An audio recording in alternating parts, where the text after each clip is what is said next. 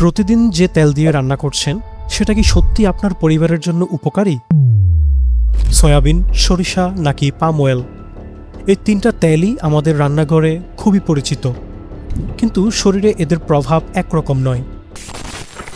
আগে আসি সয়াবিন তেলে।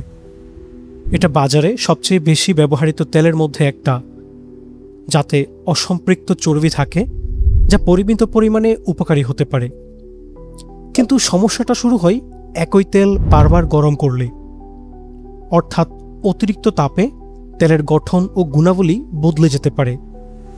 অন্যদিকে সরিষার তেল, আমাদের রান্নার সঙ্গে এর সম্পর্ক অনেক পুরনো। এর স্বাদ যেমন আলাদা, তেমনি এতে কিছু উপকারী ফ্যাটও থাকে। তবে কি শুধু সরিষার তেল হলেই হয়?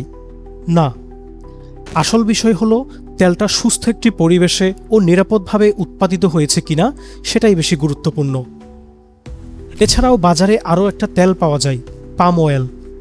এটা শুধু রান্নার তেলেই নয়, বিস্কুট, চিপস, কেক সহ অনেক প্রসেসড ফুডেও ব্যবহার হয়ে থাকে। পাম অয়েলে স্যাচুরেটেড ফ্যাট তুলনামূলক বেশি থাকে, তাই প্রতিদিন খাবারের সাথে এই তেল অতিরিক্ত খাওয়া ভালো অভ্যাস নয়। আসল কথা হচ্ছে, একটা তেলকে একাই ভালো অথবা খারাপ বললে পুরো চিত্রটা বোঝা যায় না।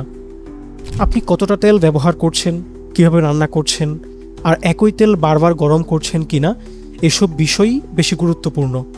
তাই তেল বাছাইয়ের সময় শুধু দাম নয়, উৎপাদনের পদ্ধতি, পরিবেশ ও বিশুদ্ধতা আর নিরাপত্তার দিকেও নজর দেওয়া উচিত। বিকল্পতে আমরা বিশ্বাস করি ভালো তেল শুধু স্বাদের জন্য নয়, নিরাপদ খাবারের জন্য এটি গুরুত্বপূর্ণ। তাই আমরা নিয়ে আসছি বিকল্প healthy mustard oil, which is safe, healthy and traditional.